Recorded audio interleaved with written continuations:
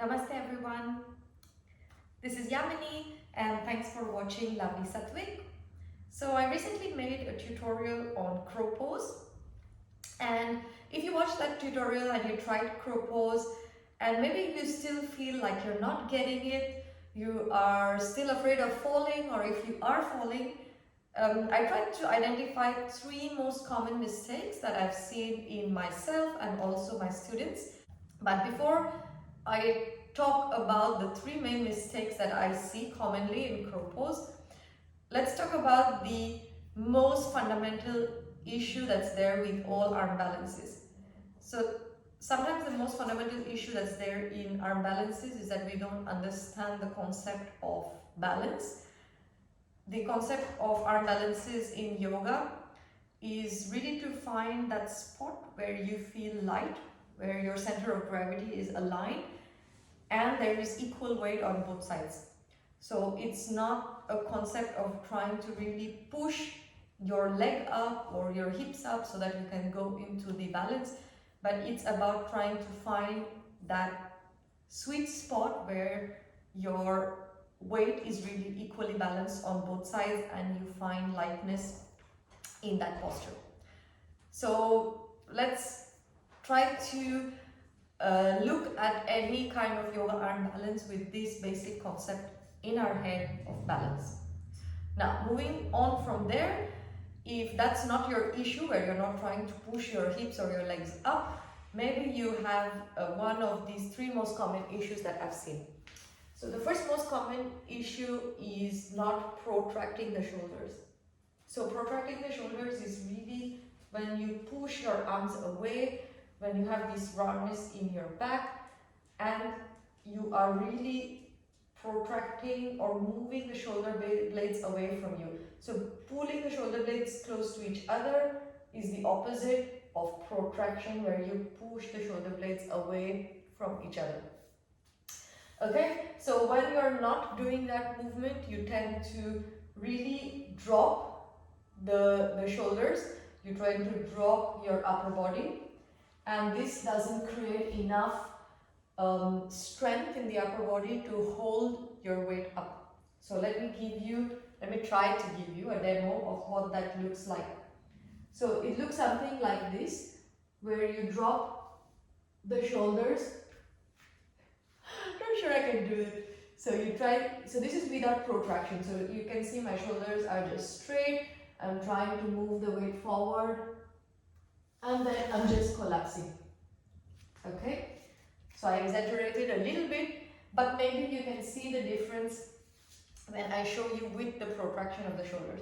So with the protraction of the shoulders, I really protract the shoulders, I squeeze everything in, I spread the fingers, and then I go slowly shifting the weight forward. Okay, so that's common mistake number 1, not protracting the shoulders, not engaging the shoulders, and really resulting into everything just collapsing. Common mistake number 2 is letting the feet just remain unengaged. So in this common mistake number 2, maybe you get into the crow pose, but you're not able to hold it.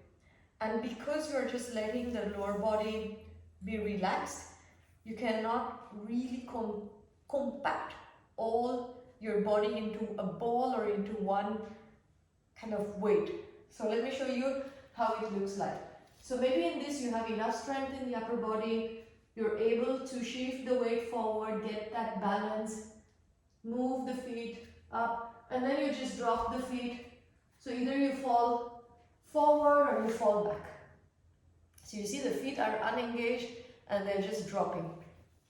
So here, how to work on that is once you get that balance, that spot where you feel that your weight is balanced between the forward and the back, you have managed to get both the legs up, you start to point the toes, try to bring your heels towards your hip and really squeeze everything into a ball. So let me show you.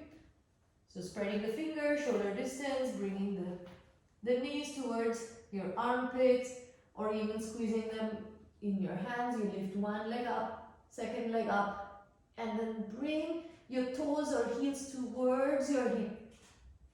And then relax. Okay, that will help you to really keep everything compact and stay in crow pose longer. And now common mistake number 3 is the drishti, or where you look. So it's common to tend to look down because we're squeezing everything. And once you look down, you're going to have the tendency to fall forward.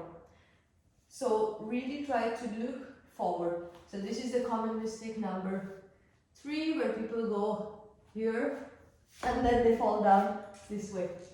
Okay, so looking down is common mistake number 3. So try to look forward, try to move the chest forward, feel the weight going forward. If your arms are strong, you're not going to fall. If your arms are weak, you need to work on the arms. But looking forward will help you to not fall down flat on your face. So try to look straight in front of you and try to just focus on the balance, going back and forward without looking down. So squeezing everything in, shifting the weight forward, protracting the shoulders, taking one leg at a time, second leg at a time, and then squeezing everything up, maybe straightening the arms and coming down. Okay, so I hope this video helped you maybe to identify some of the areas that you need to work on to strengthen your crow pose and to hold it for a longer amount of time. And to find lightness in that pose, which is the most important in all arm balances. Thank you so much for watching.